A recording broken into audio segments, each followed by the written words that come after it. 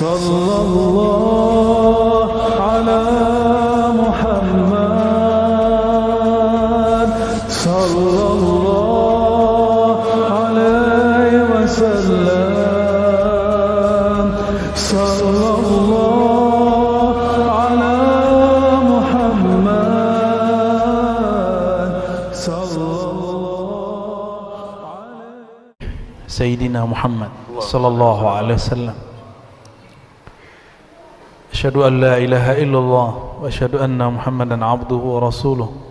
Allahumma salli wa sallim wa barik ala sayyidina Muhammad wa ala alihi wa ashabihi wa li baitihi wa dhurriyyatihi ajma'in.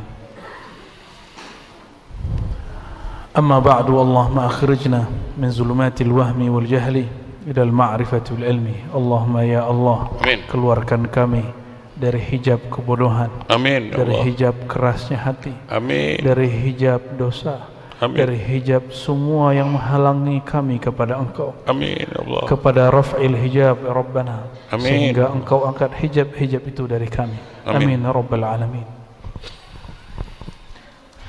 Baik jemaah yang makan Allah,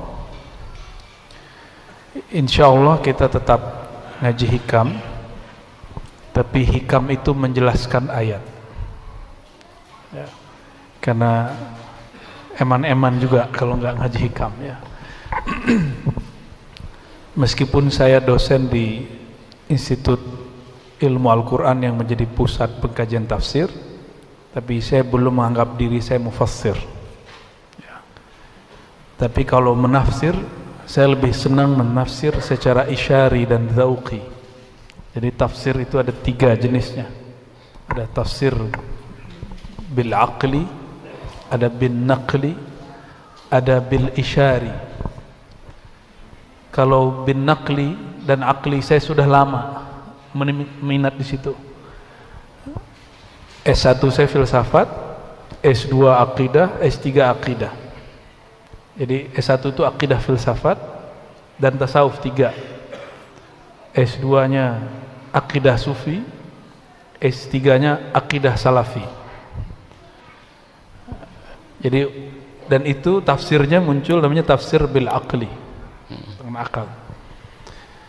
Untuk tafsir bin naqli, naqli itu menukil dari sunnah, dari riwayat sahabat, tabi'in, dan itu pun juga 15 tahun di ma'had.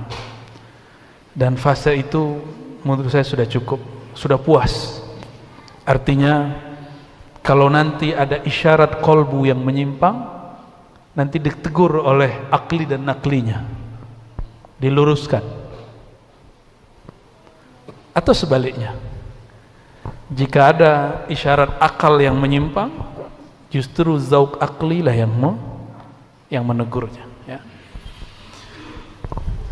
Untuk mengambil berkah malam ini ada kitab, ternyata di masjid ini ada kitab tua, kitab tafsir As-Sawi ya. Ini ditulis oleh Al-Alama Al-Mufassir Ahmad As-Sawi Al-Maliki. Ini masih cetakan Darul Fikr, kayaknya nggak ada tahunnya nih ya. Bener nggak ada tahunnya nih. Tuh kan nggak ada tahunnya. Ini kalau antum baca mungkin sebagian besar ngiratnya kayak cacing ini ya. Cacing tapi nggak bergerak. Kecuali yang bisa baca kitab. Ini kitab tafsir ini unik karena dia masih berani menyebut tentang Wahabi ya. Kita pun sudah selesai lah. Makanya kalau teman-teman melihat kajian saya tentang Wahabi sebelum tahun 2020, itu memang pengennya nyerang mulu. Kalau sekarang udah gak ada minat nyerang. Terserah mau Wahabi serang saya, serang aja ya. Karena jangankan Wahabi Aswaja aja ada nyerang kita ya gak? Dulu emang saya kira kebenaran itu dengan jidal. Kita berdebat, kumpulkan dalil, menang-menangan. Tapi ternyata al-haq bukan begitu. Al-haq gak begitu. Kebenaran dari Allah itu turunnya ke dalam ruhani. Buku akal pikiran ini hanya menerjemah. Maka kalau ada orang berdebat menang itu belum tentu benar, dan orang yang kalah berdebat belum tentu juga salah, ya, dan sebaliknya. Ini bagi yang kenal saya S1 nggak percaya saya sekarang ngaji hikam, Pak. Jadi saya ketemu di rumah makan kawan saya S1, dia bilang, ente ngaji hikam? Udah tobat, Ji, katanya. Enggak tobat, emang dari dulu seneng, cuma mungkin dimensinya beda, ya. Karena mereka tahu dulu hampir tiap hari saya debat. Nggak ada dosen yang nggak saya debat, cuma satu dosen yang nggak saya berani debat, Profesor almarhum Azumadi Azra. Saya nggak berani debat dia. Nggak tahu, ngeliat dia aja saya udah takut. Kalau di pesantren yang nggak berani saya debat cuma satu, Kiai Ali Mustafa Yaakob. Nggak berani saya debat, ya. Sama sekali nggak berani debat. Bukan berarti kita nggak bisa nimpalin, auranya itu membuat kita tunduk gitu, membuat kita takluk. Teman saya ada yang berani debat beliau, tapi tetap aja kelas katanya. Baik. Kitab ini beliau menyebut kelompok Khawarij itu Wahabi. Ini yang otentik dari kitab ini. Maka di cetakan terbaru itu ada yang dihilangkan. Jadi Al-Allamah As-Sawi, Syekh As-Sawi ini Al-Maliki, mazhabnya Maliki, betul-betul gergetan dengan pergerakan Wahabi di zaman dia, ya. Apakah yang sekarang itu berbeda? Wallahu alam, ya. Saudi pun sudah berubah, Pak. Ya, Muhammad bin Salman karena tidak pro dengan ulama-ulama yang ekstrim itu, dia dijelek-jelekin oleh, maka antum melihat media sekarang itu justru media yang di sana nggak senang sama dia yang diterjemahkan oleh, ya. Walaupun kita nggak sepakat banyak hal dengan dia, tapi dia udah mulai sadar. Bapak kalau pergi ke Uzbek, yang dicari orang kuburan, kuburannya bagus-bagus, orang nggak nyembah kubur, orang cuma pengen melihat silsilah ilmu dia, ternyata ada wujud kuburnya. Seandainya Saudi itu jaga situs-situs bersejarah dari dulu, itu negara nggak perlu, bahkan nggak haji umroh pun, itu negara akan luar biasa kuat devisanya. Cuma mereka sudah ngancurin banyak, ya, sudah banyak menghancurin situs-situs bersejarah. Hatta tempat Nabi lahir pun sudah nggak jelas, ya. Sekarang yang sisa cuma Ka'bah dan Raudhah, nggak ada lagi. Baqi hancur, Ma'lah hancur. Coba cek Ma'lah 100 tahun lalu, itu masih ada nisan dan ada dibuat pusara, masih ada, Pak. Saya ziarah juga ke Sayyidina Abdullah bin Abbas di Taif, sama, di pagar, dibiarin nggak jelas begitu. Nah, nampaknya sekarang MBS itu sudah mulai sadar, karena samping dia Uni Emirat Arab sudah maju. Mereka punya aset lebih gede kok nggak maju. Nah, itu karena menghancurkan masa lalu. Dan Muhammad bin Salman kenapa dibenci? Karena dia sudah deklarasi Wahabiyah itu adalah perang dingin Amerika dan Rusia, Uni Soviet zaman dulu. Jadi pemimpin mereka itu, dia kan Perdana Menteri status dia, putra mahkota dan Perdana Menteri, sudah mengatakan itu. Terus kita yang di sini masih mengatakan bahwa Wahabiyah itu yang asli Salafi, ketinggalan itu, ya. Tapi ala kulli hal, saya cuma berharap kepada antum semua, kita berbeda dengan Salafi Wahabi bukan untuk benci, beda-beda aja. Oh, mereka benci kita, itu urusan mereka, kita nggak ada urusan membenci mereka. Oke, ya. Kalau nggak benar ngaji hikamnya. Kita tabarukan baca kitab ini sedikit. Jadi kitab tafsir As-Sawi ini hasyiah, dia menjelaskan tafsir kecil, judulnya Jalalain. Jadi Jalalain itu pegangan wajib santri-santri kelas sanawiyah. Bahkan ada kiai-kiai yang sudah senior pun masih ngajarin Jalalain. Ini yang kemudian ditertawakan oleh Sidi Ahmad Al-Ghumari di Tonja. Bagi dia Jalalain itu la yughni min ju'. Begitu juga adiknya Sidi Abdullah Ghumari. Tentu ini karena yang ngomong ini versi ulama. Kalau untuk kalangan ulama, Jalalain itu nggak bikin kenyang. Ya. Ternyata Imam Suyuti punya kitab yang kedua, Ad-Durrul Mansur. Oh, itu baru tebal kitabnya. Ya. Oke, bismillahirrahmanirrahim. Subhana. Nah, kata Imam Suyuti, ay tanzih. Kata subhana itu menunjukkan kemaha sucian, maha hebat. Ya. Alladzi asra bi'abdihi, yang mengisrakan hambanya. Kata asra itu menunjukkan as-sayru laila, ya, jalan di malam hari. Ya. Itu kalau mau lihat pemahamannya itu ada di syair Hayyul Hadi. Ya. Saya waktu di Jambi, di penutup saya menjelaskan tentang itu. Ya. Alladzi asra bi'abdihi laila. Nah, ini yang menarik dari Imam As-Sawi. Apa kata beliau? Coba perhatikan ya. Qauluhu bi'abdihi lam yakul binabiyhi wala birasulihi. Perkataan Allah, maha hebat dia yang memperjalankan hambanya. Allah tidak mengatakan binabiyhi wala birasulihi, bukan memperjalankan nabi, bukan memperjalankan rasul, tapi siapa yang diperjalankan? Hambanya. Apa maknanya? Nah, ini yang menarik di kitab ini. Isyaratun ila anna wasfal ubudiyyah akhassul awsaf,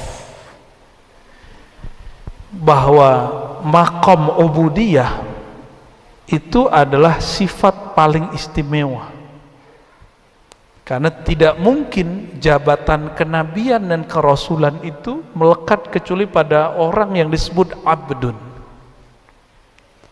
Seandainya kerasulannya hilang, kehambaannya nggak hilang. Jadi abdun itu artinya apa? Hamba. Seandainya dia tidak lagi bertugas sebagai nabi, nabi yang masih hidup hari ini, Nabi Idris di langit keempat dengan tubuh buminya, kemudian Nabi Isa di langit kedua dan di bumi. Tapi ini riwayatnya ulama sufi sepakat, tapi ulama ahli hadis tidak sepakat. Ulama ahli hadis tahu hadisnya tapi meragukan wujudnya, yaitu Sayyidina Al-Khidir dan Sayyidina Ilyas, itu di bumi. Namun kalau ahli-ahli zikir, ahli-ahli rohani, mereka ketemu. Ya, apalagi di Mekah Madinah itu sering ketemu itu. Ya, apalagi antum naik ke Jabal Nur itu bisa ketemu tuh, salah satunya. Ya. Cuma kan sifatnya subjektif, sulit kemudian antum percaya kalau tidak mengalami, karena dia subjektif. Subjektif itu personal, tergantung orang yang mengalami. Ya, maka jika ada orang yang mengingkari, ya nggak ada masalah juga sama kita. Dia nggak ngalamin, ya. Ini yang menarik kata beliau ya. Akhassul awsaf wa ashrafuha. لأنه إذا صحت نسبة العبد لربه بحيث لا يشرك به في عبادته له أحدا فقد فاز وسعد. Ya. Karena kesuksesan seorang hamba menjadi hamba itu cuma ketika dia sukses menjadi abdun. Ya. Dalam ungkapan Imam Ibn Arabi, abdun itu disebut wilayah, kewalian. Ibnu Arabi ini dituduh oleh Ibnu Taimiyah mengatakan wali lebih tinggi dari nabi. Ternyata sekelas Ibnu Taimiyah bisa salah baca yang bergelar Syekhul Islam itu. Syekhul Islam lo gelarnya, antum syekh apa? Ya, kalau sekelas dia Syekhul Islam bisa keliru, apalagi kita gitu. Dan kita memaklumkan itu, tidak ada masalah. Ternyata Ibnu Arabi dalam Fususul Hikam di bagian Sayyidina Musa pernah membahas tentang bahwa wilayatul anbiya, itu yang ketinggalan. Kewaliannya seorang nabi, jadi nabi itu pasti wali. Itu a'la, lebih tinggi daripada kenabian dia dan kerasulannya. Nabi pasti wali, tapi tidak semua wali itu nabi. Tapi kalimatnya nggak diteruskan, kata Ibnu Arabi dalam Fususul Hikam, ya. Apa kata dia? Kalau wali, tidak ada wali yang paling tinggi makomnya kecuali dia paling rendah, dan dia 1 derajat atau sekian derajat di bawah nabi yang paling rendah. Ada wali paling tinggi. Siapa wali yang paling antum kenal? Namanya Sidi Syekh Abdul Qadir Jilani Al-Qutub Ar-Rabbani. Itu beliau wali tertinggi, tetap saja jauh di bawah makom kenabian. Itu maksudnya, ya. Jadi al-walayah, kewalian itu alaqah khassah bainal abdi wa rabbih, hubungan spesial antara sang hamba dengan Tuhan. Maka biasanya orang-orang yang kekasih-kekasih Allah itu namanya apa, tapi kalau dia datang kepada Allah itu pakai nama kewalian. Nama kewalian itu pakai Asmaul Husna. Ada yang Abdus Sabur, berarti dia datang kepada Allah dengan bab kesabaran. Ada yang Abdul Razzaq, orang ini tambah rezeki, nggak pernah membuat dia terhalang memandang Allah Subhanahu wa Ta'ala. Ya, imam kita ya. Ya, namanya Abdul Razzaq. Masya Allah. Panggilannya apa tadi? Ojak.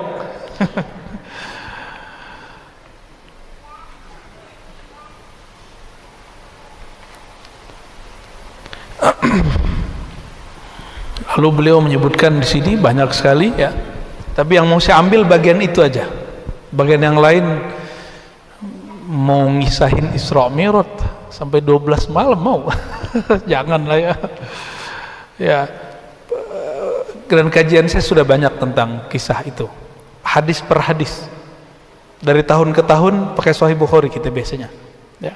Sekarang kita masuk ke hikam aja ya. Nah, menjelaskan jika kalimatnya tentang abdun, kehambaan, pada kita itu kewalian,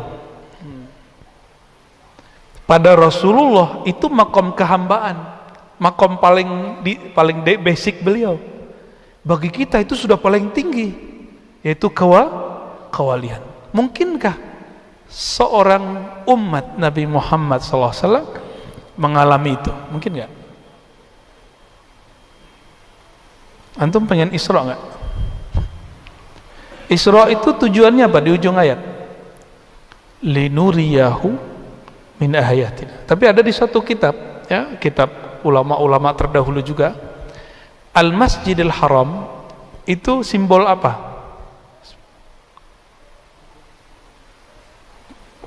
Kiblat. Apalagi? Persatuan. Ini kayaknya politik ini. Ketahuan nih bacaannya nih ya. Nonton beritanya ya. Apalagi? Bagus Ustaz. Al-Masjidil Haram itu simbol apa? Kalau kita ke Masjidil Haram, haram itu maknanya apa? Suci, terlarang, artinya terlarang. Kalau ada disebut hutan terlarang, itu hutan suci maksudnya. Nggak boleh dipotong, nggak boleh diambil, nggak boleh dijamah. Ketika orang ihram di Al-Masjidil Haram, di tanah haram, ada pantangannya nggak?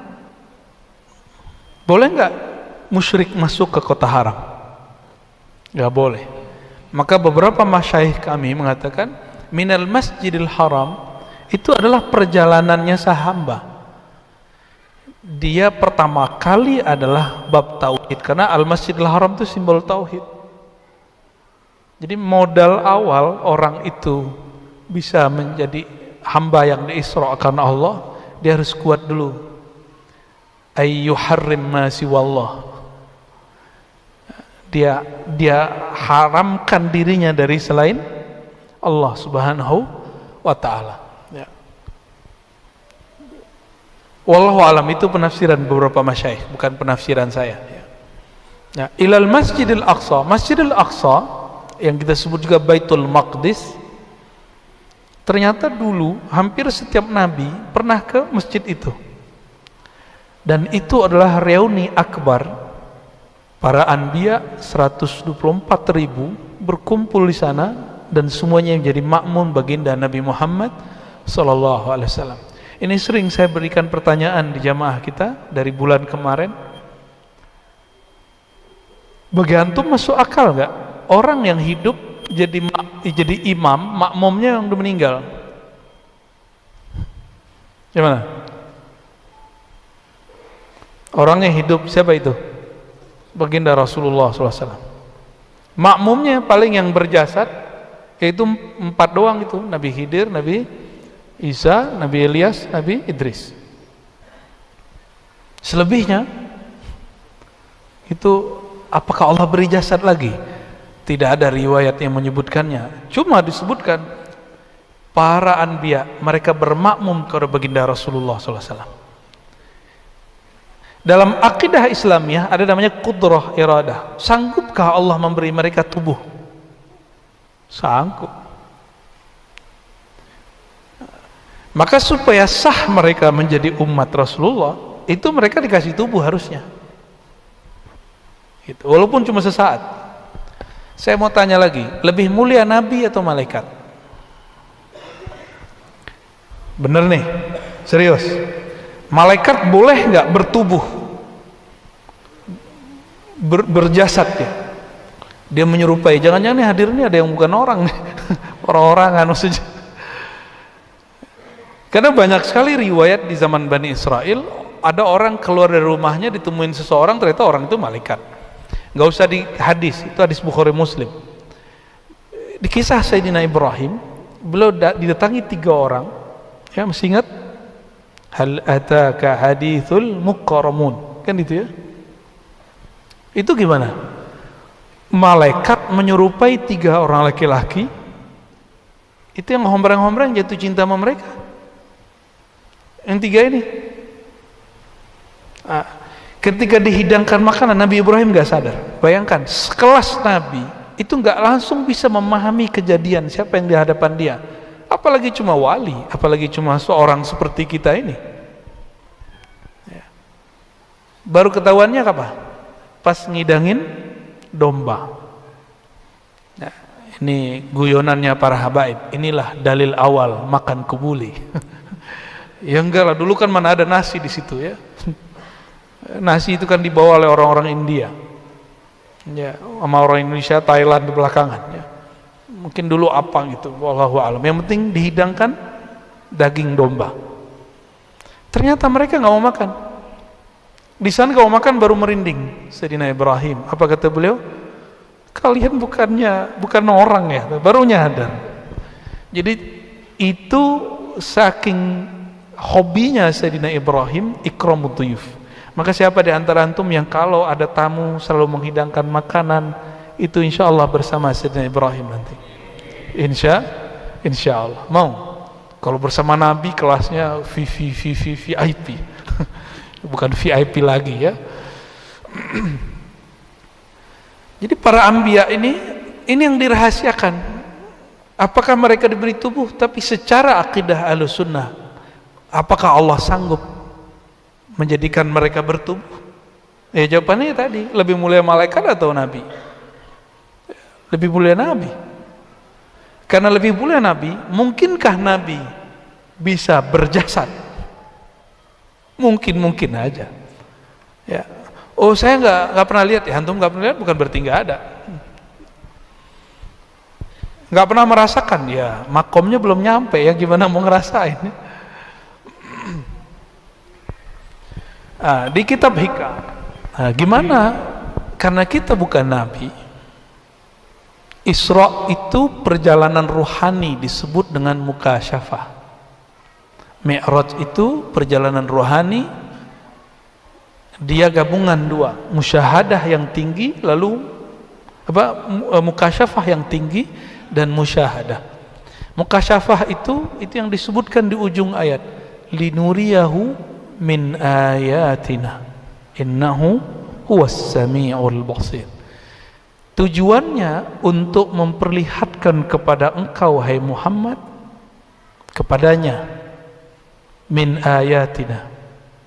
Maka ini jadi kaidah miftahul mukasyafah ya'ud ila dhamirhu ay Muhammad sallallahu alaihi wasallam.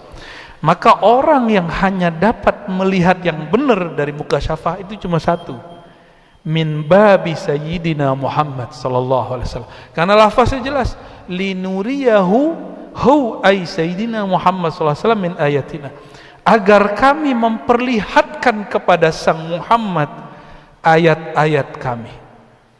Nah, ini lafaznya. Maka dari sini ulama-ulama ahlul haqaiq mengatakan ini kaidah azimah, bahwa tidak ada pengalaman batin yang sahih kecuali min babi Sayyidina Muhammad SAW, kecuali lewat pintu Sayyidina Muhammad SAW, lewat cinta beliau, lewat syariat beliau, lewat thariqah beliau, lewat haqiqah beliau dan ma'rifatnya beliau. Gak bisa yang lain itu, gak mungkin, mesti lewat Nabi Muhammad SAW. Kalau tidak itu disebut halu ya. Beberapa waktu lalu ada orang datang ke Ribat, katanya mau memberantas haluisme. Ternyata dia lebih halu daripada saya ya. Dan yang dia sebut halu itu yang dialami oleh Imam Bukhari, oleh Imam Ghazali, oleh Imam Hakim Tirmizi, oleh Imam Ibn Arabi, oleh Syekh Abdul Qadir Jilani. Ketika kita sodorin begitu ya gak bisa nanggepin juga dia, gak bisa membedakan antara pengalaman batin dengan ngayal. Saya tanya tentang definisi halu aja dia nggak tahu. Haluisme dari mana ente? Ya, membuat istilah itu mesti ada pertanggungjawaban ilmiahnya. Ism itu apa? Itu aja nggak bingung. Ya. Kata Imam Ghazali dalam kitab Al-Munqiz Minad Dhalal. Nah, ini Indonesia punya Jatman namanya, Jami'ah Thariqah Mu'tabarah. Ya. Jami'ah Thariqah Mu'tabarah itu menyebutkan bahwa thariqah kami, thariqah tasawufnya Imam Ghazali. Oke, tasawuf Imam Ghazali. Imam Ghazali dalam kitab Al-Munqiz Minad Dhalal mengatakan apa? Orang kalau sudah Allah buka hijabnya, ini di bagian bab tasawuf, maka dia akan diizinkan Allah menyaksikan arwah, para malaikat, anbiya, aulia. Ini kalimat, apa dia halu? Apa Imam Ghazali halu? Ada berani bilang Imam Ghazali halu? Ya, jangan-jangan ente yang halu. Ya.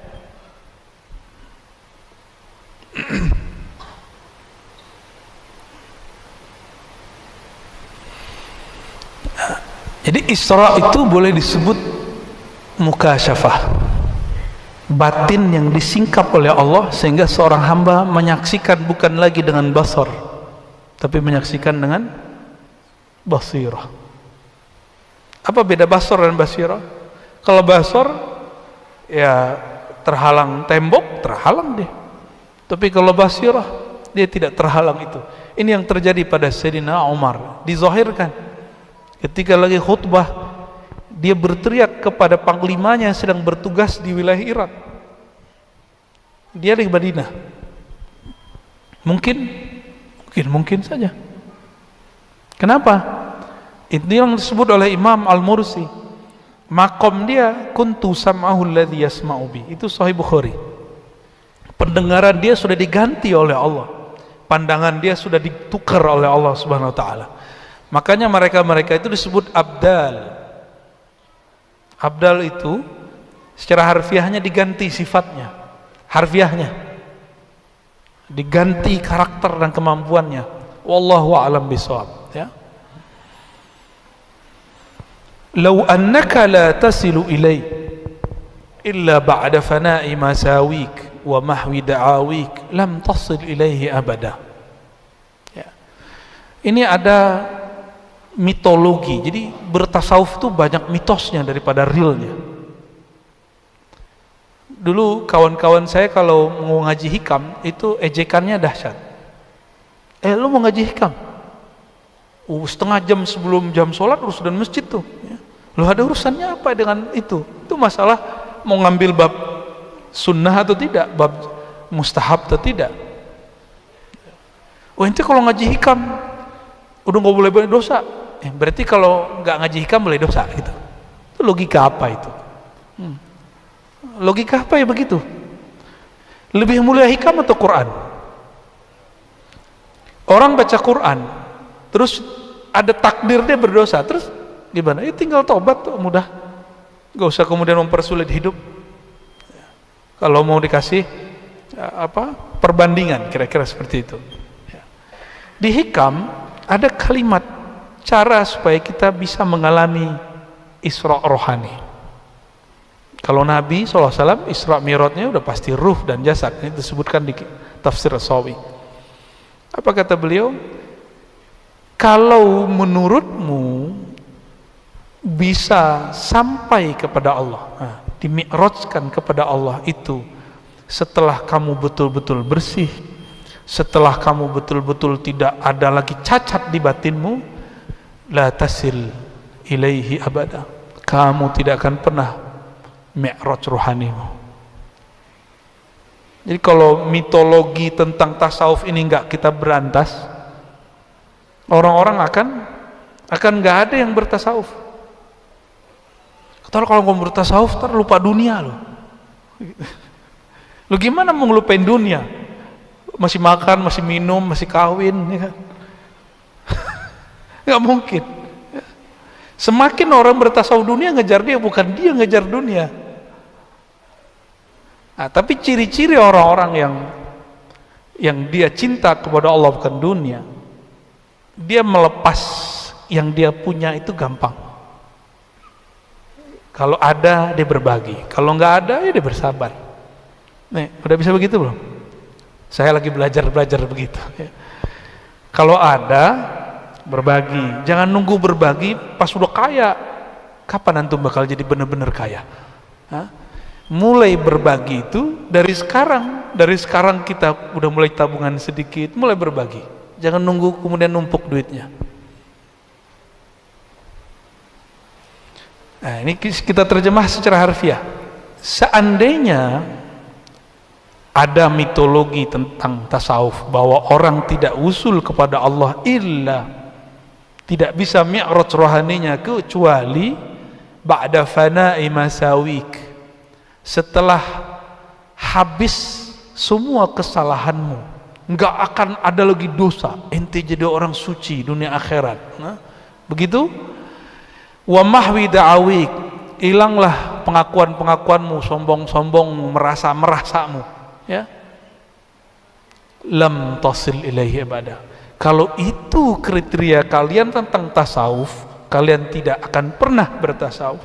Kalau itu kriteria kalian tentang thariqah, tentang wusul, tentang sampai kesadaran bertuhan, bermi'raj rohani kepada Allah, maka kalian tidak akan pernah mencapainya. Ya, ini makom sulit, tapi pasti ada jalannya. Toh orang dulu bisa menjalaninya, masa sekarang nggak bisa? Imam Bukhari cari satu hadis berapa bulan? Berapa bulan Imam Bukhari cari satu hadis?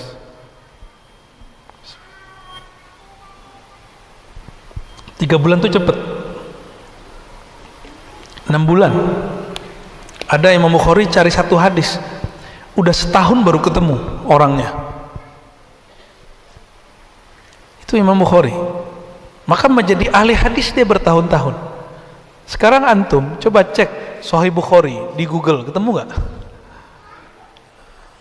Perlu berapa detik? Dulu 6 bulan, sekarang antum cuma 2 atau 3 detik, tergantung paketnya bagus dan handphonenya luar biasa. Berarti untuk mendapatkan apa yang didapat orang terdahulu, ini pakai analog sederhana. Saya belum pakai dalil, belum pakai dalil nas, nakli, akli aja dulu. Antum bisa dengan cepat mendapatkan hadis yang dulu Imam Bukhari nyari hadis innamal a'malu binniyat, dia berangkat dulu dari Uzbek ke Mekah. Antum bisa bayangkan 3 sampai 4 bulan. Gimana? Jika satu ilmu dahulu sekarang dapatnya sebentar, maka tenang aja. Pengalaman rohani, ilmu-ilmu kerohanian juga begitu. Dulu sulit mencapainya, sekarang mudah mencapainya. Jadi ini bergerak barengan. Dan semua itu Allah sediakan untuk akhir zaman ini. Hadis sekarang gampang ya. Saya nyari kitab sekarang tinggal telepon, besok datang kitabnya. Mau kita minta berapa dus, datang kitabnya. Kalau dulu enggak, kita jadi mahasiswa dulu aja sulit. Jadi 10 tahun yang lalu masih sulit. Sekarang katanya pandemi, katanya krisis, lebih mudah. Nah, maksud saya sederhana. Bab kerohanian tambah mendekat akhir zaman, tambah cepat. Tambah cepat ya. Jadi nggak usah khawatir kemudian mengatakan itu mau orang dulu, kita mah sulit. Justru yang sulit itu dulu, sekarang mudah. Coba dulu mau ngaji hikam, antum dulu ke gunung dulu loh. Mau ngaji hikam ke Padang dulu. Saya dulu ngaji hikam di Padang, Pak. Dan bolos-bolos sekolah. Tiap hari Jumat kita bolos. Maka saya ngaji hikam itu keputus-putus. Minggu ini ngaji, minggu besok lihat dulu gurunya datang nggak. Kalau nggak datang, telat dikit saya langsung kabur. Sekarang enak kan? Direkam lagi kan enak. Nggak perlu bolos-bolos.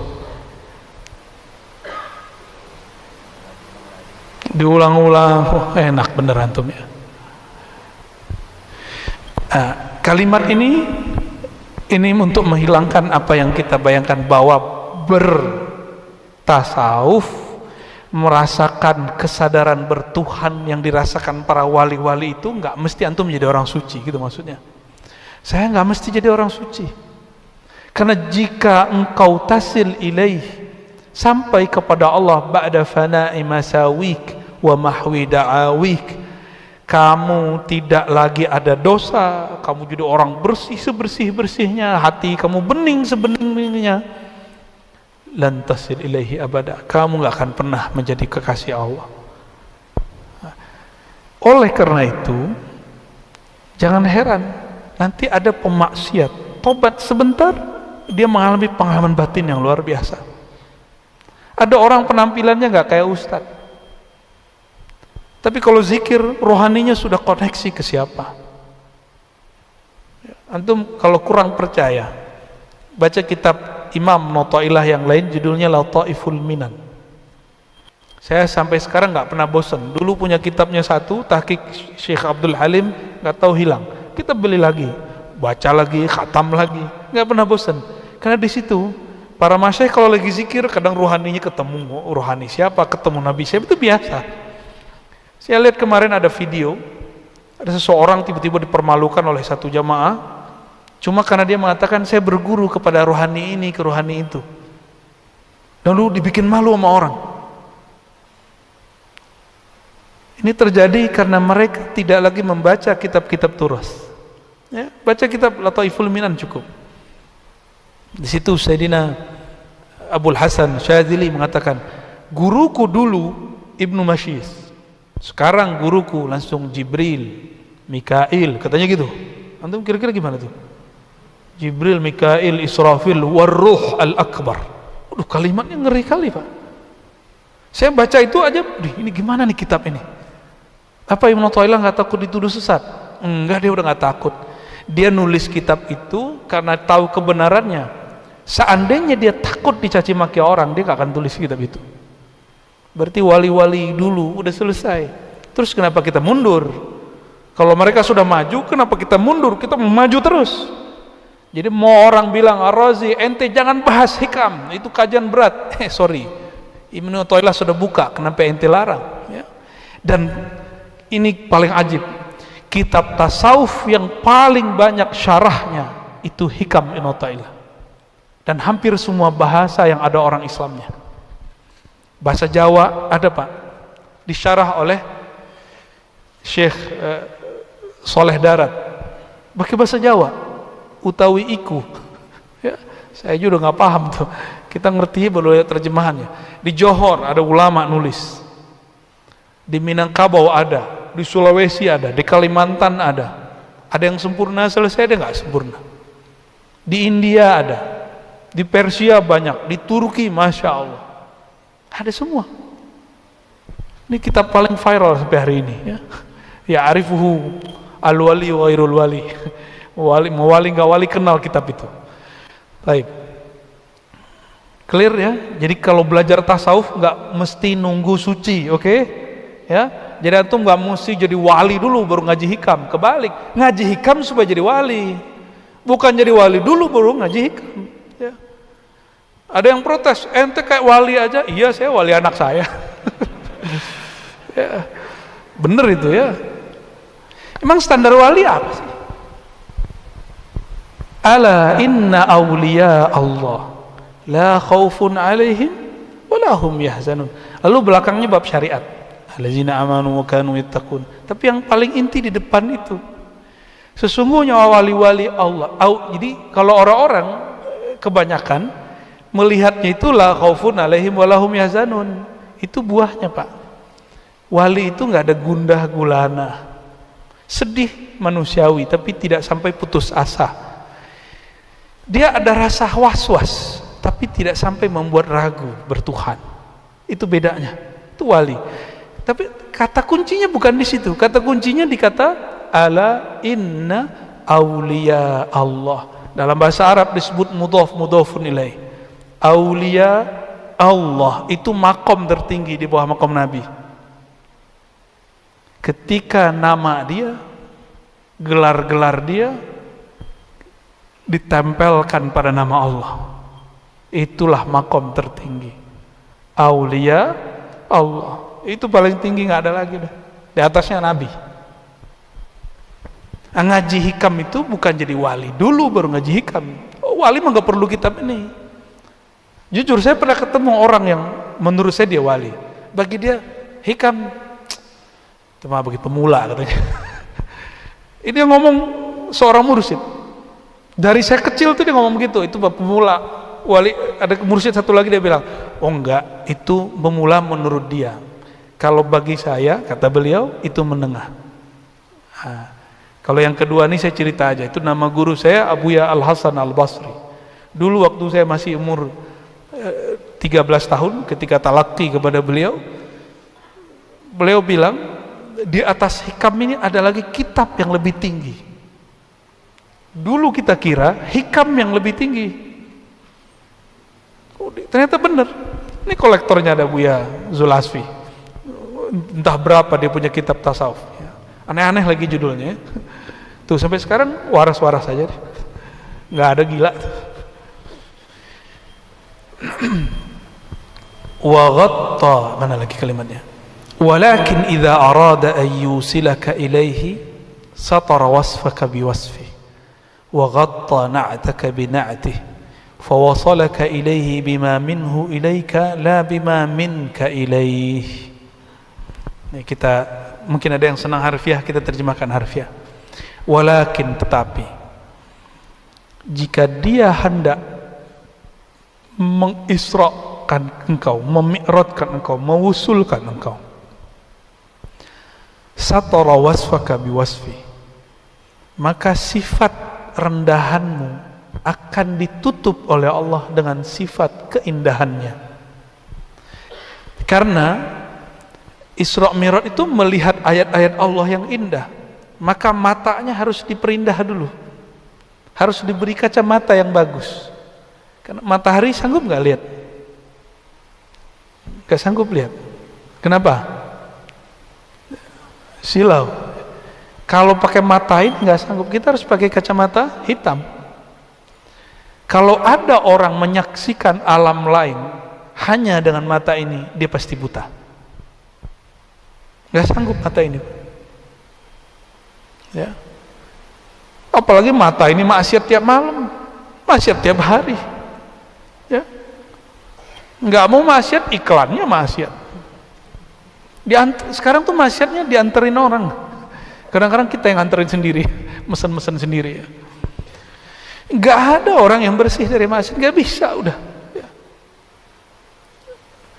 Wa ghatta na'taka bina'ti. Allah kemudian akan tutup sifat burukmu dengan sifat baiknya. Kalau matahari terbit, bintang kelihatan nggak? Paham maksudnya? Kalau cahaya nurullah terbit, maka semua kegelapan di batin akan hilang. Itu maksudnya. Ini kita malam hari butuh lampu banyak. Coba siang hari butuh lampu nggak? Cukup satu cahaya matahari. Dan semakin banyak manusia, mataharinya perlu nambah nggak? Satu aja mataharinya. Karena matahari nggak pernah butuh kita. Kita yang butuh matahari. Fawasalaka ilaihi bima minhu ilaik. Maka Allah mengundang kamu. Nah, Isra Mi'raj itu kan Allah mengundang. Maka lafaznya bukan sara, tapi asra.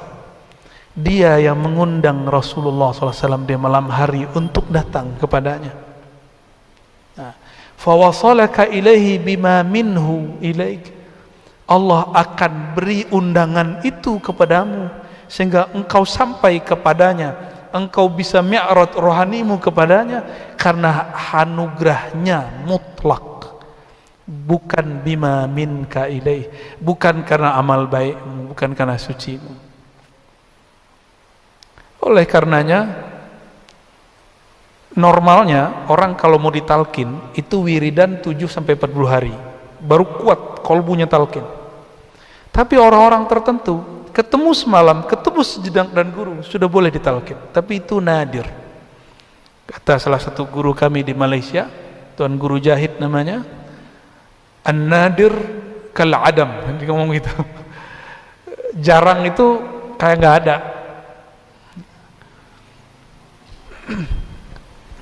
Dulu guru dari guru-guru kami itu pendiri salah pesantrennya Buya Zul Asfi ini, namanya Syekh Sulaiman Ar-Rasuli. Beliau lama ngaji di Mekah. Syekh Sulaiman Ar-Rasuli ini dikabarkan oleh orang-orang Thariqah Naqsyabandiyah di tempat kami, saya punya sanad Quran kepada Syekh namanya Muhammad Arsyad bin Abdurrahman, tapi dia seorang mursyid. Syekh Muhammad Arsyad ini punya murid, dan muridnya punya murid. Itulah guru saya, murid dari murid dia. Bercerita apa? Ketika beliau datang, Syekh Sulaiman Rasul ini ulama, waktu di Mekah ngaji fikih, tapi belum belajar thariqah, tasawuf. Ketika terjadi beberapa perkembangan keislaman di kampungnya, maka dia mencari mursyid, dan mursyid yang layak untuk ngajarin dia, karena hijabnya seorang alim itu dia harus cari orang lebih alim dari dia. Ya, padahal kalau dia bisa melihat bahwa ilmu itu anugerah dari Allah, dia nggak mesti bermursyid kepada orang yang lebih alim, kepada mursyid aja nggak mesti alim. Dicarilah Syekh Muhammad Arsyad, seorang muqri, bisa membaca Al-Quran 7 qiraat dan hafiz Quran, namanya Syekh Muhammad Arsyad bin Abdurrahman. Ini bukan Muhammad Arsyad Datuk Kelampayan Banjar, bukan. Itu hanya semalam. Hikayat yang saya terima, ditalkin malam ini langsung pingsan seperti Nabi Musa. Malam besok baru bangun. Nggak perlu khalwat 40 hari, ijazahnya langsung keluar. Dijazahin langsung jadi mursyid. Udah rohaninya sudah berangkat sudah. Tapi tetap dia ikut suluk. Besok Ramadannya dia ikut khalwat. Apa maksud saya mengatakan ini? Allah itu suka-suka dia. Jika ada hamba yang dia kehendaki, nggak mesti orang itu orang alim, nggak mesti itu orang habib, nggak mesti anak kiai, nggak mesti doktor, bisa jadi orang awam.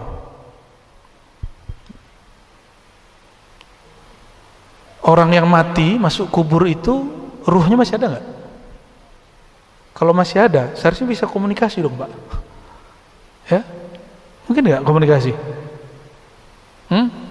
Nabi SAW itu sering mempertontonkan itu di depan para sahabat. Lewat di Ma'la nyapa, lewat di Baqi nyapa.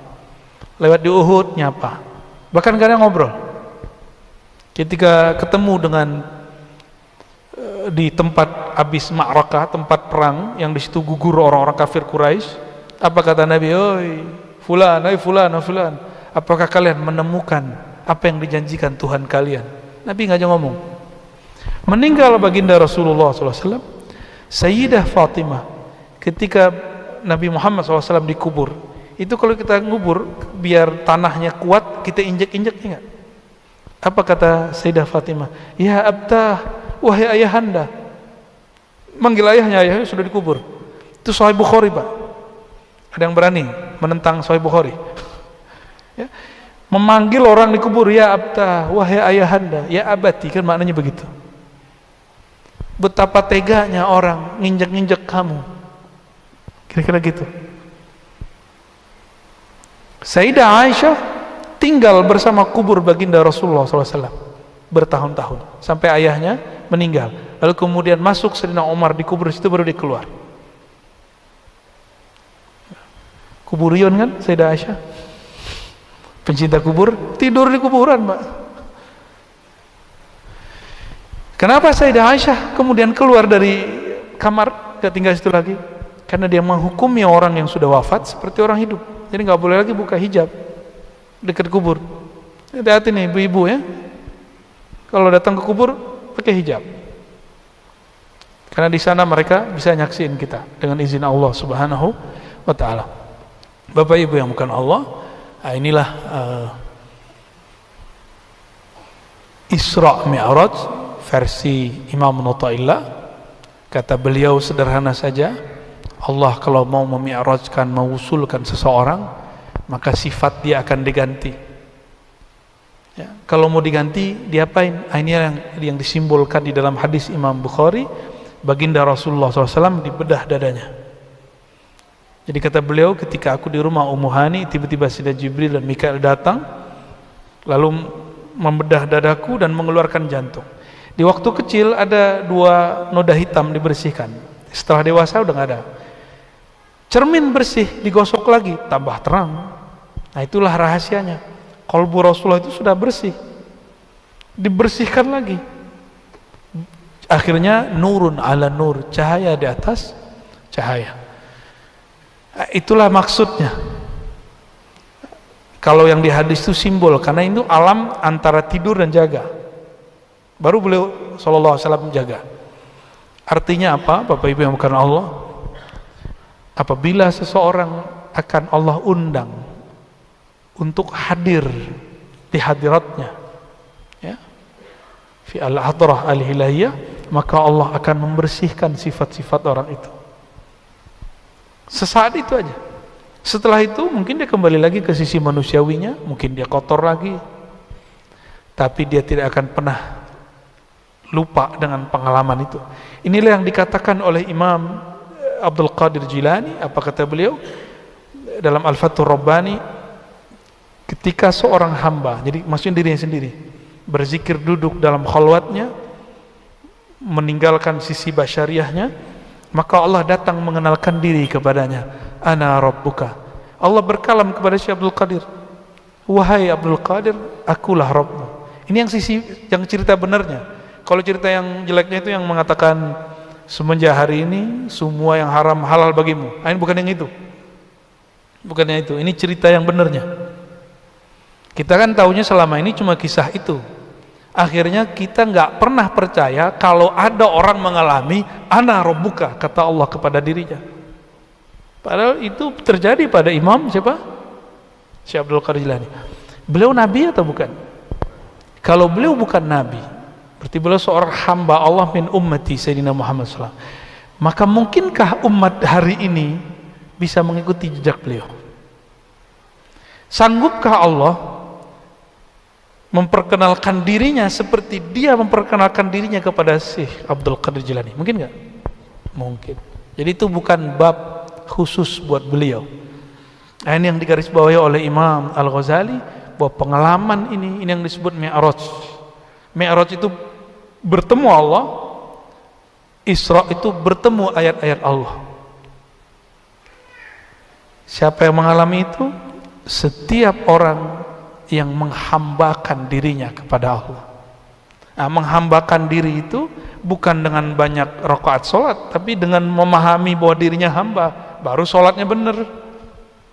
Gitu. Itu maksud kita dulu mengatakan bahwa syariah itu tabi'atun lil haqiqah, itu maksudnya. Syariat itu nggak akan pernah diterima oleh Allah kalau hakikatnya nggak benar. Hakikat itu dalam sholat itu niat. Innamal a'malu bin niat, itu bab hakikat. Kalau niat gak benar, sholatnya benar gak? Ya, cuma orang kan gak mau paham. Ya. Kita sebutkan teks 1000 juga gak mau percaya. Yang penting kalau kita ngomong salah. Ya. Tapi alhamdulillah ruhani manusia hidup. Ya. Maka dzabal fuadu ma ra'a. Sang fuad di dalam kolbu ini gak akan pernah salah. Meskipun orang-orang menentangnya, tapi yang punya fuad pasti mencarinya. Ya. Semoga fuad kolbu kita ini Allah terangi dan Allah izinkan menyantap rohaninya. Amin amin rabbal alamin. Sebelumnya salah satu guru kami, mohon didoakan juga, tadi ada Kiai Aliyafi ya, mursyid kami juga, namanya Syekh Khatib Ilyas An-Naqsyabandi As-Sammani, dan juga ada guru yang sedang sakit, Syekh Tuanku Muda Sawir ya. Yang pertama umurnya 101 wafat. Kalau yang kedua sekarang umurnya 80-an, tapi memimpin zawiyah tarekat, surau tarekat dari umur 20. Dan setiap malam, hampir setiap malam beliau kalau zikir nggak kurang dari 5.000 setiap malam. Dari umur 20 sampai sekarang, antum hitung berapa tabungan rohaninya ya. Mohon doa untuk beliau berdua dan guru-guru yang lain, mursyid-mursyid yang lain. Insyaallah sudah dekat Ramadan, mungkin ini juga penutup kajian hikam sebelum Ramadan ini. Tawakuf dulu, mungkin gak bisa kan ada safar ya, ada safar. Semoga nanti ba'da Ramadan ada lagi insyaallah ya. Dan doakan juga kami, insyaallah dalam waktu dekat kita akan buat surau ribat, ada tempat suluknya di daerah BSD nanti. Nanti antum bisa ngaji lebih puas di sana. Sekarang kalau di ribat masih terbatas kan, sekarang yang ngajar Buya Zul Asfi dan beberapa ustadz, 70 orang sudah sumpek, AC-nya udah gak kuat. Semoga nanti bisa kuat. Nah, untuk semua ini 2 kali Fatihah. Pertama untuk guru kami Allah yarham Syekh Khatib Ilyas An-Naqsyabandi, dan yang kedua yang sedang sakit Syekh Tuanku Muda Sawir An-Naqsyabandi As-Samani. Al-Fatihah. Bismillahirrahmanirrahim.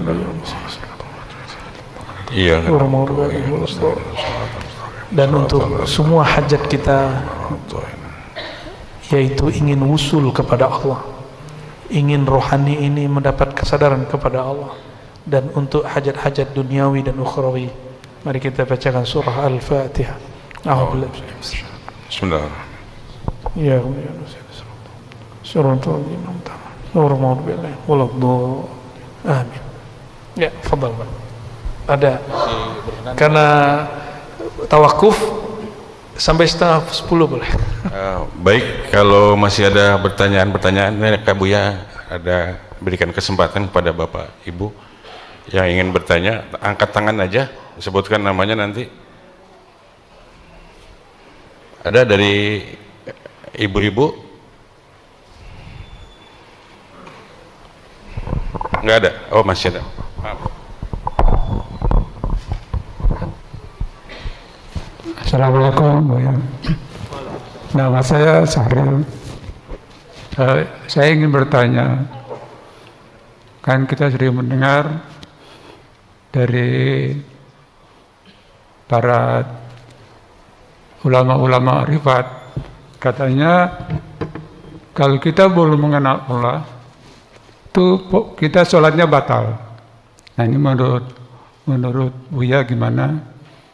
Yang kedua, ada juga yang punya pendapat, kenapa Nabi Musa itu berdoa kepada Allah, berarti dia belum mengenal Tuhan gitu. Nah, itu kira-kira penjelasan Buya. Terima kasih. Assalamualaikum warahmatullahi wabarakatuh.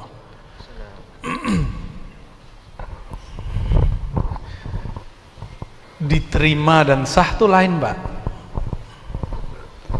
Kalau ilmu fikih berbicara sah dan batal. Sah dan batal itu berdasarkan rukun dan syarat. Dalam rukun Islam, rukun sholat, adakah mengenal Allah? Enggak ada, adanya di syarat. Apa syarat wajib sholat? Muslim. Muslim wajib sholat. Siapa muslim? Orang yang bersyahadat. Seharusnya dia sudah kenal Allah, minimal namanya. Ya, minimal apa? Mengenal Allah itu ada kelasnya. Paling rendah itu mengenal nama. Yang kedua mengenal af'al, perbuatan. Yang ketiga mengenal sifat. Baru puncaknya mengenal zat. Itu mengenal yang mana? Kita kenal nama Allah cukup. Udah muslim sudah. Kalau kenal nama Allah, karena nama tidak berpisah dari yang punya nama, pasti dia nggak akan syirik. Kalau sudah tidak syirik baru disebut mukmin, ya. Tapi kalau kamalus sholat, kesempurnaan sholat, betul mengenal Allah. Mengenal Allah itu hakikat. Sholat itu syariat, menjalankannya namanya thariqat. Beda nggak? Jadi sholat itu tujuannya apa? Menghambakan diri kepada Allah, karena kita sudah kenal. Contoh gampangnya gini, Pak. Bapak udah nggak kerja kan? Udah pensiun kan? Ya. Dulu waktu kerja nggak kenal sama atasan, hormat nggak sama dia? Nggak hormat. Tapi kalau sudah kenal sama atasan kita, kita hormat nggak sama dia? Hormat. Patuh nggak sama dia? Patuh. Cari muka nggak sama dia? Cari muka, dapat muka monyet.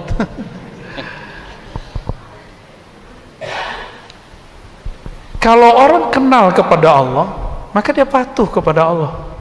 Sholat itu kepatuhan. Kalau ada orang sholat belum patuh, berarti dia sedang latihan sholat. Kita ini sekarang sedang latihan sholat. Bapak itu belum betul-betul sholat. Serius. Aqimis sholata lidzikri. Baru benar ini. Dirikan sholat, hakikatnya sholat untuk mengenalku, mengingatku. Zikri.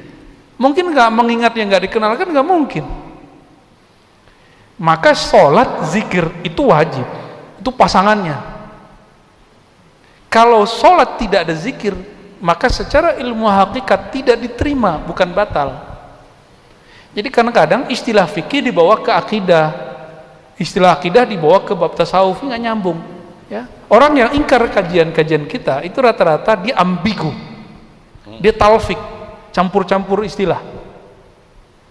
Udah jelas kitab tasawuf dibacanya ala akidah, udah jelas bab akidah dibacanya ala fikih, udah jelas bab hakikat dibacanya versi fikih. Batal tidak batal itu bab fikih. Jangan salah bab, jangan salah istilah.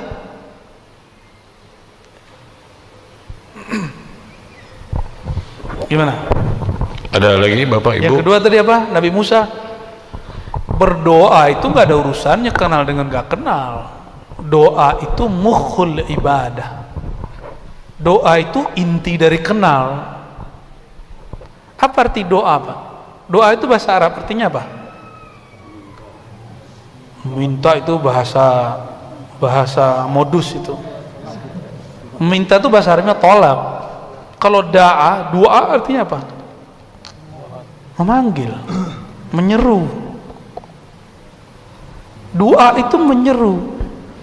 Kalau saya mau panggil, hoi, siapa yang ngelihat saya? Kan nggak ada orang mau lihat. Di sono saya lihat ada namanya orang yang Abdullah, saya panggil, Abdullah, baru dia. Maka berdoa itu justru aslul ma'rifah.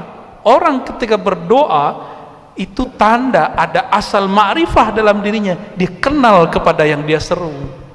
Maka doa itu memanggil, qul ud'ullaha aw ud'ur rahman.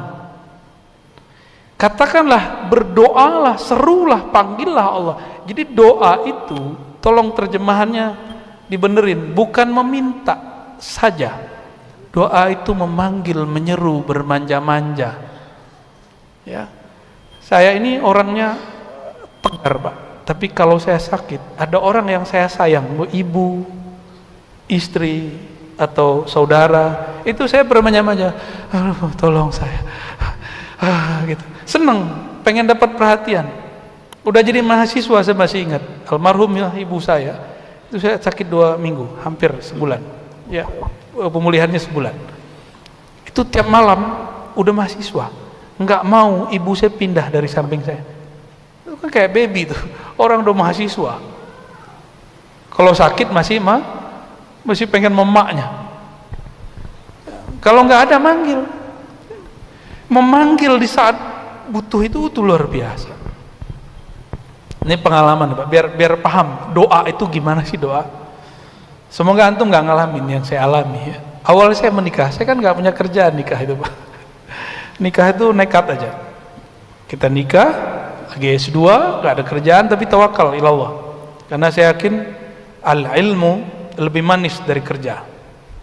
Maka orang yang belajar satu ilmu pasti semut datang. Mesti rezeki pasti datang. Itu konsep saya dari dulu. Antum kalau nggak yakin amat jangan lakukan. Ini hanya untuk orang yang yakin ya. Hatta bapak saya nggak yakin. Kamu mau ngasih makan anak orang apa? Saya tanya, masa orang torikot nanya begini sih begitu? Bapak saya begitu langsung, udah kamu nikah sono. Pernah kejadian, uang saya cuma sisa 50.000, Pak. Kamu sakit, saya sakit, dia sakit, istri saya sakit. Yang saya kenal cuma siapa? Emak sama bapak saya. Kita nelfon bapak ibu, manggil Pak, mak langsung nangis. Memanggil nama ayah, panggilan ayah, Pak, mak, langsung nangis. Maksudnya apa tuh? Orang kalau ittirar, afaman yujibul muttarra idza da'ah, itu kalimatnya. Da'a, doa.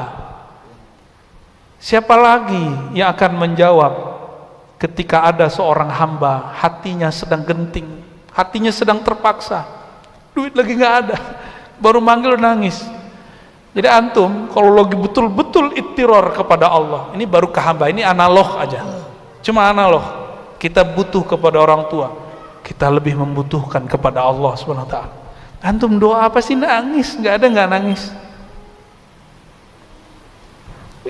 Dan sekarang nggak berani lagi Pak minta rezeki saya sekarang kalau menangis, ya Allah, kenapa hamba ini masih maksiat?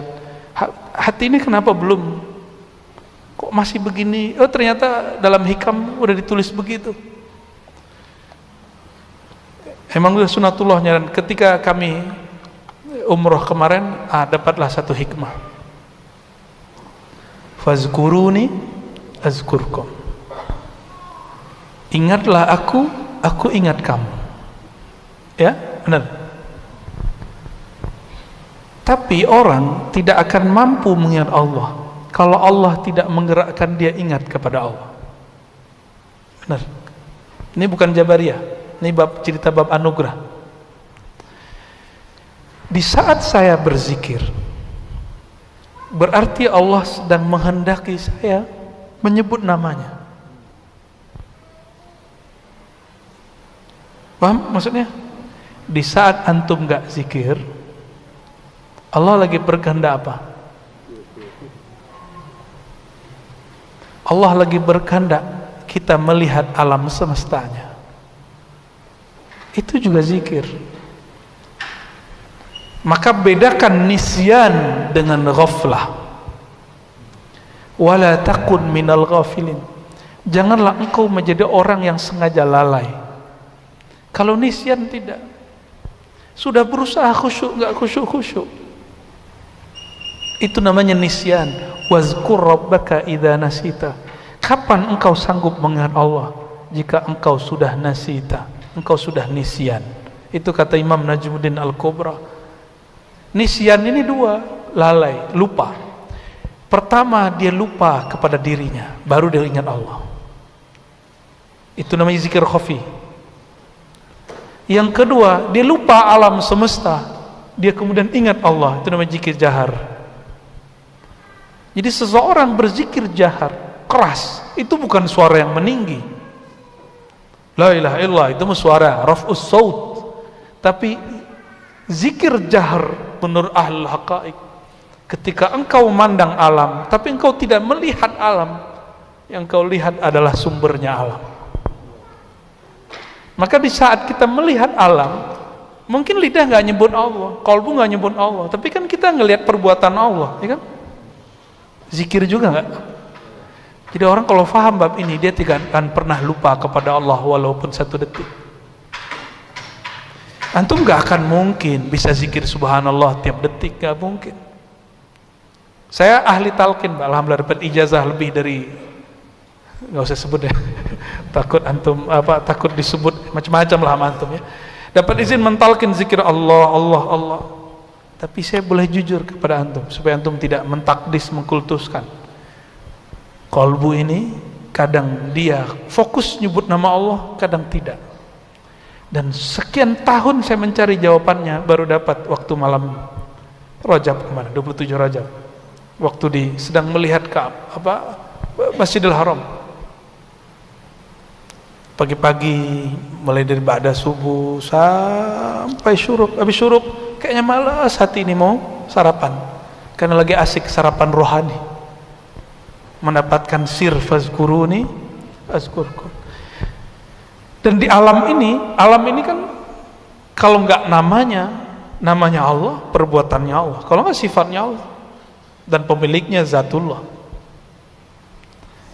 Jadi tubuh kita ini nggak boleh pisah sedikit pun dari nama Allah. Pisah mati. Maka kalau ada binatang mati itu dia nggak nyebut nama Allah lagi.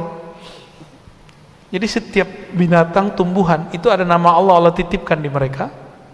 Kalau di riwayat hadis diberikan rasio yang bagus, bahwa ada malaikat bertanggung jawab di pohon. Tapi menurut kitab Isrul Asrar Syekh Abdul Qadir Jilani enggak. Di situ ada sir, ada ruh. Ar-ruh an-nabat, ya, ruhun nabat, ruh an-nabat. Jadi berdoa bukanlah tanda tidak kenal Allah, tapi berdoa itu menunjukkan bahwa ada aslul ma'rifah di qalbunya. Maka di hadis disebut mukhul ibadah. Ya, kalau saya boleh menyebut istilah lain, ad-du'a simatul walayah. Doa itu ciri khas kewalian. Itu ya. Wali itu kenal sama yang dia panggil ya. Kalau nggak kenal, kalau panggil istri kan nggak ada yang lihat, tapi panggil nama dia pasti dilihat ya. Berani manggil orang pakai oi? Hah? Coba manggil Allah pakai oi. Oi. Bisa nggak? Enggak. Di jalan ketemu orang kita panggil, yang kita panggil namanya atau tubuhnya, tangan gitu nggak?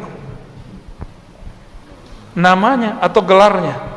Mungkin dia dulu rektor kita, Pak Rektor, walaupun dia bukan rektor lagi. Jadi yang dipanggil apa? Nama dan gelar. Ya, Pak DKM. Oke, barangkali itu ya. Jadi tolong diluruskan Pak, ngaji ma'rifat tuh harus hati-hati, ngaji hakikat. Karena ya, banyak orang tergelincir di situ. Kita berdoa semoga Allah menjaga kita semua. Gimana? Masih lanjut? Ya. Marrah wahidah. Fadhal. Assalamualaikum warahmatullahi wabarakatuh. Assalamualaikum warahmatullahi wabarakatuh. Saya baca dalam kitab karangan Syekh Imam An-Nawawi. Dalam kitab itu dijelaskan dalam Banten. Syekh. Maaf. Di situ ada materi yang menjelaskan tingkat keunggulan makhluk. Di antaranya dijelaskan oleh Syekh Ahmad Marzuki. Jadi tingkatan ini para nabi dan rasul lebih unggul daripada malaikat. Yang lebih unggul daripada nabi dan rasul adalah Nabi Muhammad. Setelah Nabi Muhammad adalah Nabi Ibrahim, Nabi Musa, Nabi Isa, Nabi Nuh. Nah, pertanyaannya Buya, kenapa setelah Nabi Muhammad itu Nabi Ibrahim dan nabi-nabi yang lain? Sedangkan kita tahu bahwa nabi itu banyak. Kenapa Nabi Muhammad baru Nabi Ibrahim? Sekian. Assalamualaikum warahmatullahi wabarakatuh. Assalamualaikum warahmatullahi wabarakatuh. Sayyidina Ibrahim itu sebutannya Abu Tauhid. Abu Tauhid. Apa arti Abu Tauhid? Abul Muwahhidin, bapaknya ahli tauhid. Dan tidak ada nabi dari Bani Israel, dari Bani Ismail, orang-orang Arab, bahkan dari jalur Siti Konturo yang jadi orang Asia Timur, Asia Tenggara seperti kita, kecuali keturunan beliau. Kecuali keturunan beliau. Jadi insya Allah wali-wali Allah yang ada di negeri kita itu keturunan Siti Konturo. Insya Allah. Kita nggak bisa mastiin juga. Ya. Tapi di hadisnya begitu, bahwa Siti Konturo adalah istri Sayyidina Ibrahim yang melahirkan orang-orang Asia Timur dan Tenggara. Wajahnya ya kayak kita-kita ini. Jadi bukan kita dari Cina atau Cina dari kita. Karena secara DNA kita lebih tua daripada DNA orang Cina.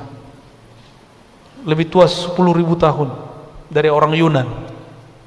Itu penelitian terakhir dan itu paling valid. Ya, paling valid.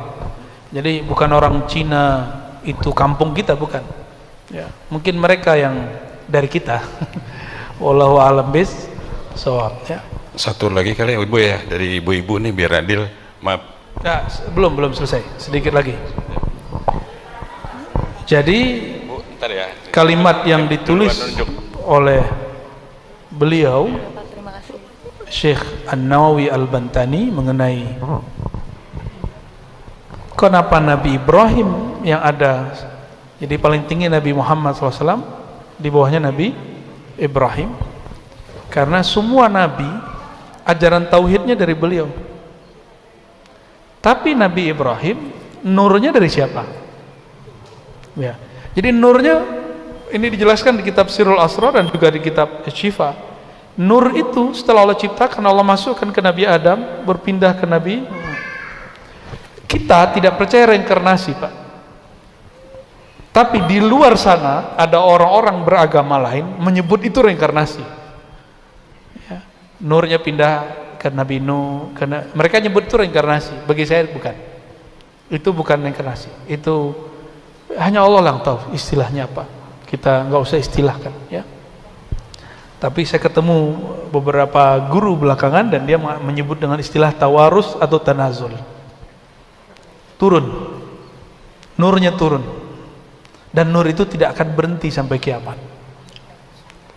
Karena kalau berhenti kiamat.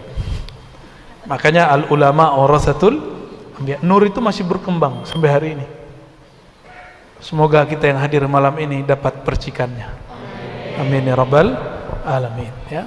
Jadi tidak mesti orang yang lebih tua, lebih awal, lebih mulia. Ini dalilnya Nabi Muhammad SAW lebih mulia dari Nabi Adam, lebih mulia dari Nabi Nuh, Nabi Ibrahim, pada dia belakangan.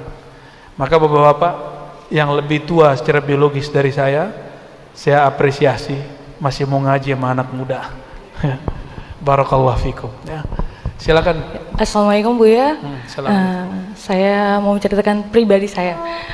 Ketika paman saya mau meninggal, itu saya mendapatkan amalan. Nah, ketika beliau meninggal dunia, saya menyebut nama beliau aja sampai nangis-nangis. Sampai saat ini pun saya tidak bisa melupakan beliau. Padahal saya tuh tidak dekat dengan beliau ya, almarhum itu. Nah, bagaimana untuk amalan itu? Karena ketika saya memakai amalan itu, ibadah saya menurut saya lebih baik, maksudnya lebih mendekatkan diri dengan Allah. Amalannya apa? Seperti istighfar, Al-Fatihah sama Al-Ikhlas itu sebelum. Kalau untuk tidurnya seperti sunahnya Rasulullah, pada Sayyidah Fatimah untuk diajarnya. Itu aja. Ya, untuk sampai saat ini setelah dia setahun, saya masih tetap mengingat beliau, sampai benar-benar menangis ketika mengingat dia. Itu aja sih. Terima kasih ya Buya, mohon arahannya. Assalamualaikum warahmatullahi wabarakatuh. Jika mengingat beliau agak berat, ingat kita aja ya. Ingat kajian malam ini. Tapi saya tambahkan, setiap kali mau wirid, perbaharui la ilaha illallah, jaddidu imanakum biqauli la ilaha illallah. Maka kita lengkapi dengan syahadat. Jadi setiap kali mau beramal, mau sholat, syahadat dulu. Mau sholawat, mau baca Quran, syahadat dulu. Kenapa? Dalam hadis Nabi disebutkan, ya, badiru bil a'mali fitana, segeralah kamu beramal soleh. Kenapa? Nanti ada masa yumsi, ya, ar-rajul mu'minan wa yusbihu kafiran. Pagi dia mukmin, sore dia kafir. Ini bukan kafir khuruj minal millah murtad, tapi kafir hakikat. Atau kalau bahasa Imam Nawawi Dimashqi, itu kufur nikmat. Yang bahaya itu kufur mun'im, pemberi nikmat. Nah, itu batal akidahnya. Kalau kufur nikmat masih bisa diselamatkan. Jadi kita nggak tahu apakah dalam perjalanan bekerja ada yang terlepas di kolbu ini. Maka setiap kali beramal syahadat. Nah, insya Allah setelah itu akan amal. Apa yang kurang dari ibu? Tidak memfatihai beliau. Jadi mulai malam ini kalau mau beramal, ya, fatihain beliau dulu, baru baca wiridnya. Insya Allah kalaupun nanti nangisnya akan bisa diatasi dengan fatihah. Karena fatihah itu berangkat meninggalkan makhluk menuju khalik. Itu isi fatihah. Iyyaka na'budu, itu sudah hilang semua udah. Jadi kalau ada orang masih galau dengan makhluk, itu baca Al-Fatihah dan banyak-banyak baca iyyaka na'budu aja, langsung hilang itu. Obatnya ada di Fatihah. Jadi beliau sebenarnya sudah kasih wirid obat itu Fatihah. Cuma mungkin ada beberapa guru itu nggak enak. Kamu baca Fatihah buat saya, itu nggak enak. Ya nggak sopan aja. Tapi murid harus tahu diri. Fatihain gurunya, nggak mesti nunggu dia mati. Ya.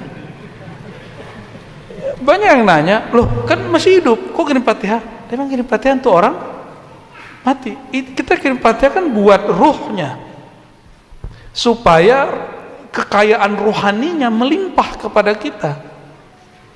Kalau tubuhnya nggak perlu kita Fatihain, ya, dia udah menjatah sendiri sama Allah. Jadi Fatihahnya kita itu li faidir rahmah, supaya rahmat Allah yang ada dalam diri orang itu mengalir kepada kita. Itu rahasia Fatihah. Tapi bagi ahli thariqah disebut mahar berguru. Mahar berguru itu kalau masih hidup, masih belum meninggal. Kalau masih hidup antum ya kasihlah dia hadiah. Kalau masih ada keluarganya, kasih hadiah buat keluarganya. Ya. Hadiah ya semampu kita lah beri. Membahagiakan guru itu luar biasa. Itu cara paling cepat menuju Allah Subhanahu wa taala. Jadi ada tempat saya orang nggak ngamalin macam-macam, nggak sempet. Dia cuma tukang masak gurunya. Setiap gurunya lapar, nasi sudah ada. Apa katanya? Masya Allah, Ananda, semoga Allah memberkahimu. Itu orang yang wiridan di surau belum ada yang didoain satupun. Belum. Malam Lailatul Qadar semua orang tertidur, dia yang bangun sendiri. Dia lagi apa? Dulu kan masih pakai kayu la ilaha illallah, masuk la ilaha illallah, semuanya pakai la ilaha illallah. Itu api nggak berasa panas sama dia, kakak dia gini-gini aja mana. Ya, karena dia nggak ngeliat api, dia ngeliat yang lain. Ada orang yang sadar saat dia Lailatul Qadar, ada yang tidak. Ada yang dia cuma zikir aja, dia nggak tahu kalau itu Lailatul Qadar. Nggak ada masalah, nggak mesti ada pengalaman aneh-aneh. Jadi bahagiakan guru, ya. Jangan pernah berpikir apakah guru ingat saya, tapi pikirkan apakah saya selalu ingat guru. Jadi kalau ketemu sama guru di jalan jangan bilang ingat saya nggak. Lo guru itu muridnya banyak, soal adab kalau kita begitu. Cuma kalau yang sudah terlanjur, Nanti kalau ketemu lagi jangan begitu, ya. Sebanyak itu tamu dia, murid dia, masa dia ingat ente? Ente siapa? Kecuali ada sesuatu yang berkesan. Nah, itulah namanya cari perhatian guru.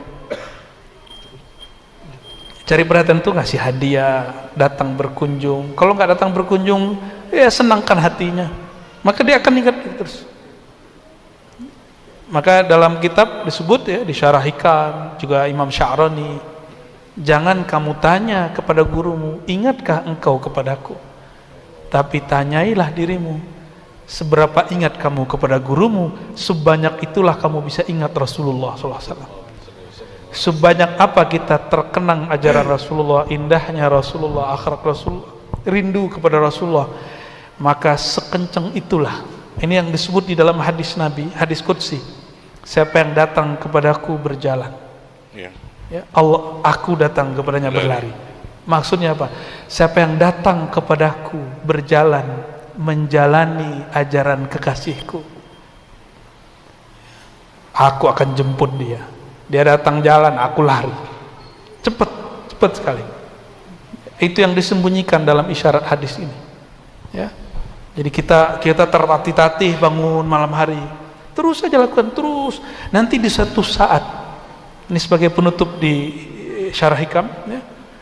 Satu saat, di saat saya sudah enggak ambisi mau mi'raj, sudah enggak berangan-angan mau wusul, udah enggak minat lagi mau kasyaf, tidak kasyaf, sudah netral dan nol kalbunya. Kata Imam Abul Abbas Al-Mursi, guru Ibnu Athaillah Sekandari, la yasilal abdu ilallah wa huwa mushtahin ilal wusul.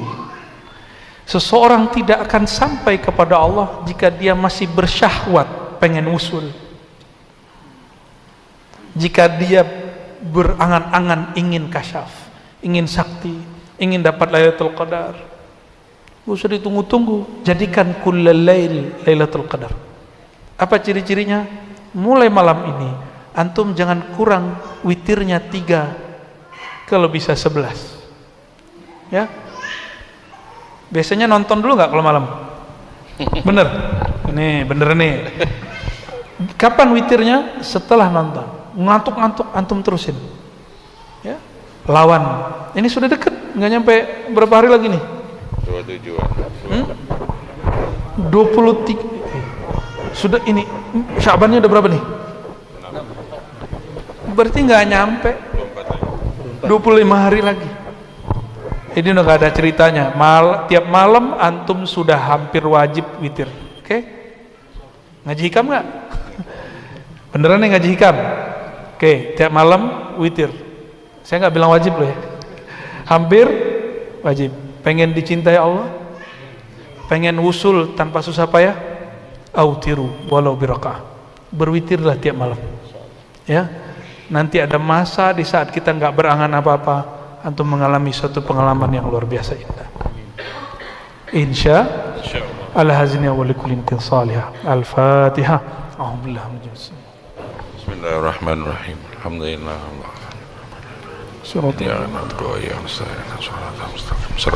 Allahumma ya Rahman ya Rahim ya Karim ya man asra bi'abdihi layla. Amin. Ya Allah, صل على سيدنا محمد اللهم صل وسلم عليه الذي أسريته من المسجد الحرام إلى المسجد الأقصى. Amin. Ya Allah, sampaikanlah salam kami kepada hamba Engkau, kekasih Engkau. Amin. Nabi kami, Rasul kami. Amin. Sumber dari nur alam semesta kami. Amin. Nabi Muhammad sallallahu alaihi wasallam. Sampaikan juga ya Allah cinta kami, rindu kami. Kami tidak bertanya ya Allah apakah kami ada di dalam hati baginda Rasulullah. Amin. Tapi kami selalu menanyakan diri kami ya Allah, kapan hati ini selalu ada baginda Rasulullah. Amin ya Allah. Allahumma a'inna ala dzikrika wa syukrika wa husni ibadatik. Amin. Maka bantulah kami ya Allah untuk banyak bersolawat mengenang Nabi Engkau. Amin. Sehingga kami mudah mengingat Engkau. Amin. Sehingga kami mudah mensyukuri Engkau. Amin. Sehingga kami mudah menyempurnakan keubudian kami kepada Engkau. Allahumma ya muqallibal qulub, ya musarrifal qulub, sabbit qulubana ala dinika wa ta'atik. Amin. Ya Allah, jika kami perhatikan kolbu ini, ya Allah, hari ini kami ngaji, malam ini kami berdoa beristighfar, tapi setelah pulang kami maksiat kembali, hati kami kotor lagi, ya Allah. Jika mengandalkan kesucian hati, kebeningan hati, ya Allah, kapan kami akan merasakan kerinduan kepada Engkau, ya Allah? Amin. Kapan kami akan sampai kepada keridhaan Engkau, ya Allah? Maka falaula minnatun minka ya Mannan ya Hannan. Amin. Kalau bukanlah karena anugerah dari Engkau, ya Allah, kami tidak akan merasakan kehadiran Engkau dalam diri kami, ya Allah. Farzuqna ya Rabbana al-hudur wal-yaqaza wal-fana wal-baqa biminnatik wa bini'matik. Maka dengan nikmat dan anugerah kemurahan Engkau jua, ya Allah, bikaramika ya karim, Amin. bi'ataika ya mu'ti, dengan kemurahan Engkau yang tak bersyarat, ya Allah. Meskipun kami masih durhaka, ya Allah, jemputlah rohani kami untuk merasakan kerinduan itu kepada Engkau, merasakan hadir Engkau dalam ibadah kami, ya Allah. Amin ya Allah. Allahumma ya Allah, qulubuna muzlimah, kalbu kami, ya Allah, penuh gelap. Gelap karena sombong, gelap karena duniawi, gelap karena urusan-urusan kecil yang masih menghambat kami di dunia, ya Allah. Amin ya Allah. Namun nur Engkau, ya Allah, jika telah terbit, maka semua kegelapan akan hilang, ya Allah. Amin. Fa'ashrik ya Rabbana nuraka fi qulubina, maka terbitkanlah, ya Allah, dengan kerahmanan rahim-Mu, dengan kemurahan hadiah-hadiah-Mu, Amin ya Allah. cahaya Engkau, cahaya Nabi Engkau di dalam diri kami, ya Allah. Amin ya Allah. Nawwir qulubana ya Rabbana binuri mahabbatik. Amin. Maka izinkan, ya Allah, diri yang hina ini, ya Allah, mata yang masih maksiat ini, telinga yang masih maksiat ini, kolbu yang masih berkhianat ini, untuk merasakan, ya Allah, cinta kepada Engkau, ya Allah. Amin. Allahumma ya Allah, Rasul-Mu mengatakan, idza ahabba syai'an aktsara dzikra, jika seorang hamba cinta sesuatu akan banyak berzikir mengingatnya. Tapi kami mengaku, ya Allah, kami belum banyak mengingat Engkau, ya Allah. Bahkan di dalam sholat pun kami lupa kepada Engkau, ya Allah. Fazakirna bilutfika ya Allah. Maka jika Engkau tegur kami, ya Allah, tegurlah kami dengan kelembutan-Mu, ya Allah. Amin ya Allah. Jangan tegur kami dengan jalal keagungan-Mu, ya Allah. Tegur kami dengan kasih sayang-Mu, ya Allah. Amin ya Allah. Jangan tegur kami dengan siksaan-Mu, ya Allah. Amin. Allahumma ya Allah, Allahumma ya Allah, tiada lagi kata yang dapat kami ibaratkan, sampaikan, ya Allah. Ya man huwa alimun bidzatis sudur, Engkau maha tahu, ya Allah, semua yang tergores dalam hati kami. Engkau maha tahu, ya Allah, semua kotoran di dalam diri kami, ya Allah. Engkau maha tahu, ya Allah, di belakang baju kesolehan kami ada pengkhianatan kehambaan kami kepada Engkau. Amin ya Allah. Wa'afu anna ya afu, maka, ya Allah, maafkanlah kami, ya. Amin ya Allah. Bukakan selalu, ya Allah, pintu taubat bagi kami. Amin ya Allah. Izinkan kami hidup dalam rahmat-Mu, ya Allah. Amin. Wafat dalam maghfirah-Mu, ya Allah. Amin ya Allah. Masuk ke alam sana penuh dengan syafaat baginda Rasulullah sallallahu alaihi wasallam alaihi. Allahumma ya Allah, ikhtim lana bihusnil khatimah. Amin ya Allah. Ya Allah biha, ya Allah biha, ya Allah bihusnil khatimah. Rabbana atina fid dunya hasanah Amin. wa fil akhirati hasanah wa qina adzaban nar. Amin. Wa sallallahu ala sayyidina Muhammad. Allahumma salli. Walhamdulillahi rabbil alamin. Walhamdulillah. Al-Fatihah. A'udzu billahi minasyaitonir rajim. Bismillahirrahmanirrahim. Ya na'budu wa iyyaka Waladhdallin. Amin. Subhanakallahumma wa bihamdika asyhadu an la ilaha illa anta astaghfiruka wa atubu ilaik. Ikutin saya baca salawat.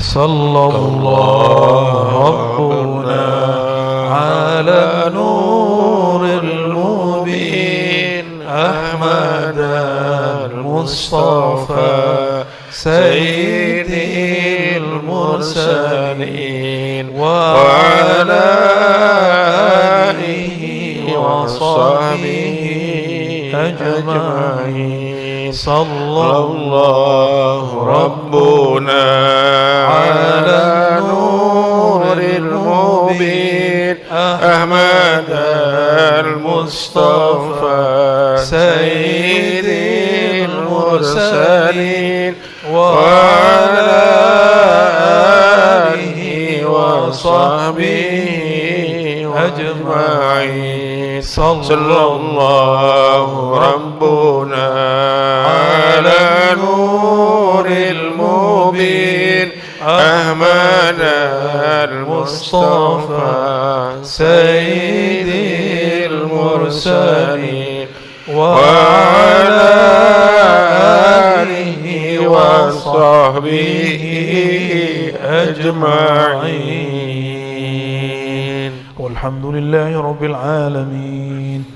Demikian yang dapat kami sampaikan. Semua kebenaran milik Allah. Mohon maaf atas salah dan kurangnya. Mohon maaf juga tidak dapat bersalaman semuanya. Assalamualaikum warahmatullahi wabarakatuh. Ala Muhammad sallallahu alaihi wasallam.